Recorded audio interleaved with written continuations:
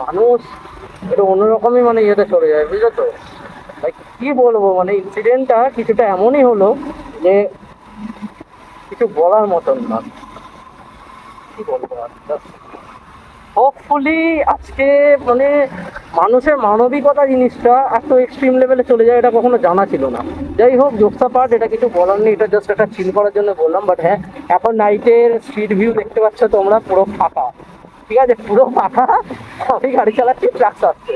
ঠিক আছে, তো ফার্স্ট অফ অল অনেক টাইম পর আবার নাইটে একটা ব্লগ করছি। ঠিক আছে, আমি তো বেসিক্যালি এখন আর ব্লগিং করা হয় না, বাট আর কি বলবো, নাইট ব্লগস এবার আস্তে আস্তে এরকম দেখতে পাবে। আমি ট্রাই করবো এরকম নাইট ব্লগ। ওইটা মিনিট। তো যাই হোক, নাইট ব্লগসগুলো আমি এরকম ট্রাই করবো দেওয়ার, ঠিক আছে। অ্যান্ড বেসিক্যালি এখানে কিছু বলার নেই, অতিরিক্ত যদি বলতে যাই তাহলে একটু অন্যরকম হয়ে যাবে। ঠিক আছে, আমাদের মানুষ মানে কি বলবো, মানুষের মানবিকতা জিনিসটা দেখলাম যে একটা মানুষের সাথে বিহেভিয়ারটা কিরকম থাকে। ঠিক আছে, আফটার অল দেখো, আমি এটুকু বলবো আমি এতটা ওয়েল এডুকেটেড নই যদিও। ঠিক আছে, যতটা এডুকেটেড, হ্যাঁ, অ্যাজ এ এডুকেশন পার্সন আমি যতটুকু, আমি ততটাই আমি বলবো খুশি আছি। বেশি এডুকেটেড হতে যাবো না, সেখানে স্কিনটা ইয়ে হয়ে যায়, গন্ডগোল হয়ে যায়। ঠিক আছে, ফার্স্ট অফ অল একটু বলতে চাই, যারা রাস্তাতে বেরোচ্ছে খুব সেফটি বেরোবে, স্পেশালি ছেলে বলো মেয়ে বলো, এটা আমার সবাইকে বলো। ঠিক আছে, আর আরেকটা জিনিস, সব সময় নিজেকে ঠিক রাখবে, কারণ এখনকার জেনারেশন যা হয়ে গেছে, মানুষজন একটু অন্য রকমই হয়ে যাচ্ছে, বুঝলে তো। রাস্তায় টুকটাক কিছু হলো, সেটার জন্য বলবে দোষ তোমার ছিল, দোষটা কিন্তু তোমার এদিকে নেই, তাও বলবে। ঠিক আছে, এটা আমি আমার পার্সোনাল ওপিনিয়নে বললাম, বাকিটা আলাদা ব্যাপার। ঠিক আছে,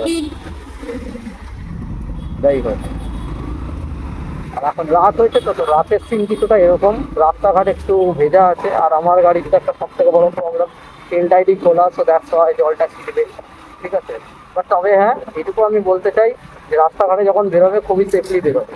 মানুষজন আজকালকার মানে খুবই ডেঞ্জারাস হয়ে গেছে। ঠিক আছে, যখন ঠিক থাকার এরা ঠিক থাকবে, বাচ্চাই কিছু বলার নেই, এখানে কি বলবো।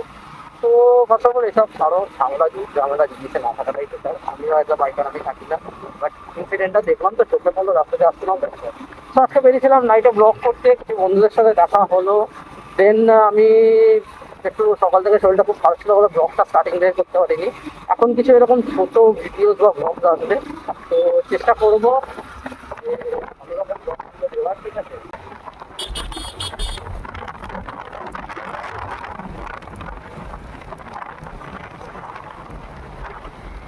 তো দেখো, কথায় কথায় অনেক কথা হবে, অনেকক্ষণ ধরে একটা টপিক নিয়ে তো বললাম, বাট বেশি কিছু এখানে বলা নেই।